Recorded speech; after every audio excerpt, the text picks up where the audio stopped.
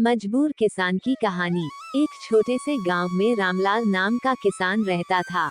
उसके पास बस 2 बीघा जमीन थी, जो उसके परिवार की उम्मीदों का सहारा थी। हर सुबह वह सूरज उगने से पहले खेत की ओर निकल जाता, ताकि मिट्टी में पसीना मिलाकर घर के लिए अनाज जुटा सके। उस साल बारिश देर से आई।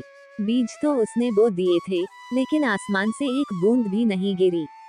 मिट्टी फटने लगी, पौधे सूख गए, और रामलाल की आंखों से उम्मीद भी धीरे धीरे सूखने लगी। उसके ऊपर सूदखोर बनिए का कर्ज था, जिसने वादा किया था कि फसल कटे तो पैसे लौटा देना। लेकिन जब फसल ही नहीं हुई, तो पैसे कहां से आते?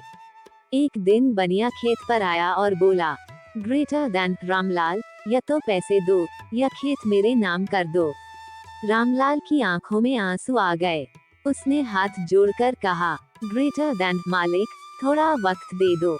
अगले मौसम में मेहनत दोगुनी कर दूंगा।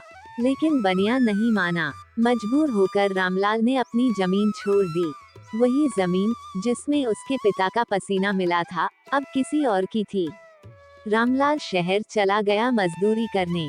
हर दिन ईंटें ढोता, और रात को बच्चों के बारे में सोचकर रो पड़ता। एक दिन जब गांव में बारिश की खबर आई, तो वो वापस लौट आया।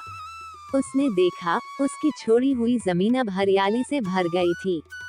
वो मिट्टी को छूकर बोला, ग्रेटर देन, तू मेरी ही है मिट्टी, चाहे नाम किसी और का हो।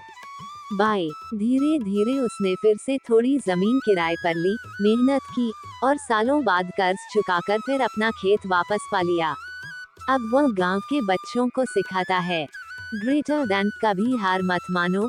किसान की जान मिट्टी में नहीं, उसके हौसले में होती है। योजक चिन्ह, योजक चिन्ह, योजक चिन्ह। क्या आप चाहेंगे कि मैं